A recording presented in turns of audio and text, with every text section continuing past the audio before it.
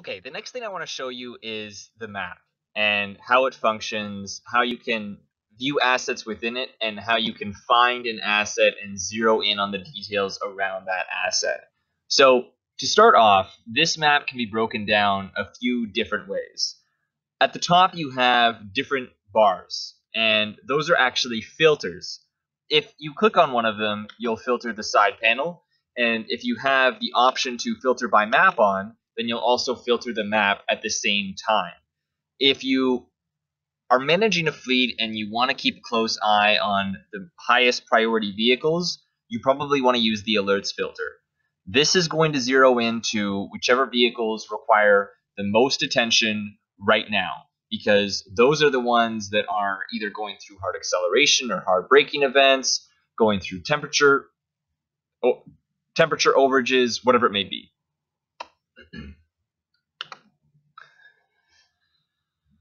Okay, I want to take this time to okay, let's go through the map. The map is filterable in multiple different ways and gives you the ability to look at different assets and their positions, as well as the alerts associated with them. At the top, you have various filters. So you have alerts, favorites, asset type, driver type, POI type, and you can filter the map by all of these different options. If you are a fleet manager trying to zero in on the highest priority vehicles right now, you probably want to click on this alerts tab. You click on this alerts tab, you're going to zero in to the vehicles that are generating alerts right now.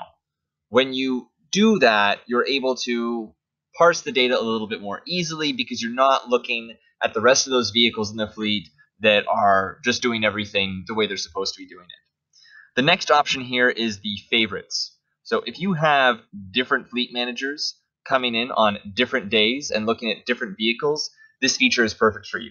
For example, if Fleet Manager A on one day is looking at vehicle 1, 2, and 3, and on that same day, Fleet Manager B is looking at vehicle 3, 4, and 5, you may want to switch them the next day.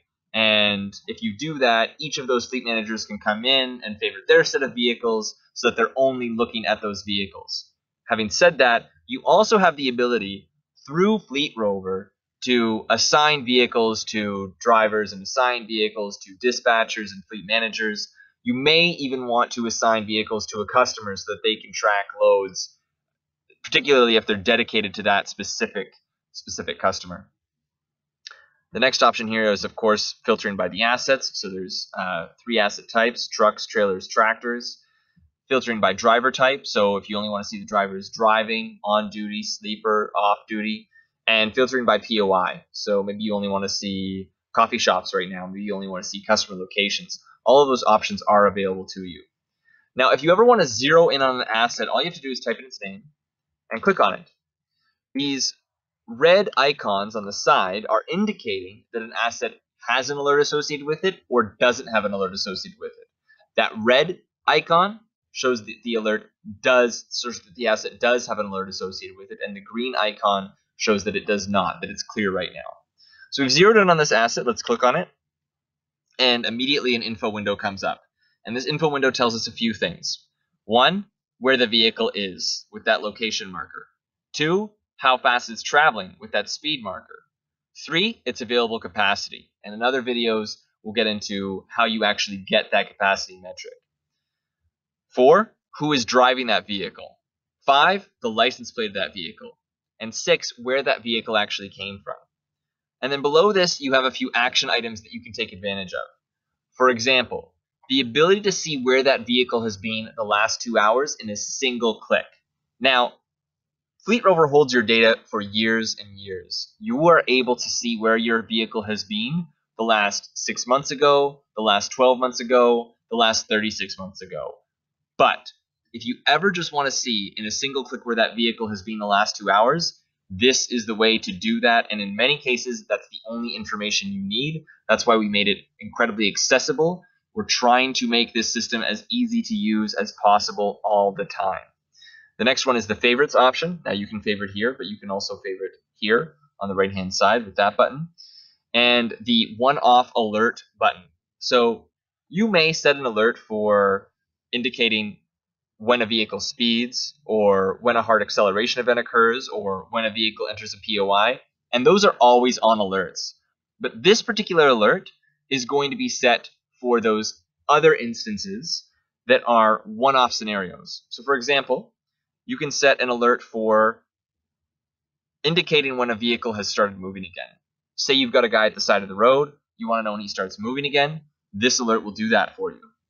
The second alert is letting you know if that vehicle is still not moving after a certain period of time. Say you have a driver that takes a longer lunch break than normal, that alert is perfect for that. It will indicate as soon as that particular driver has surpassed the amount of time that you've set. Maybe you have a hot load. Maybe you have a certain vehicle that needs to get to a certain destination at a certain time. You can set an alert that will let you know as soon as the vehicle arrives at that destination.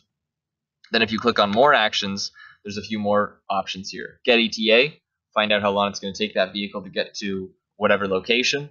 Find nearest repair station, find nearest fuel station. So for any dispatchers out there trying to find these items very quickly, this will populate a list for you and make that really, really easy. That's it for the map. In the next video, we'll get into how we can actually leverage this to take loads on demand, and we'll get into that capacity metric as well. Thank you.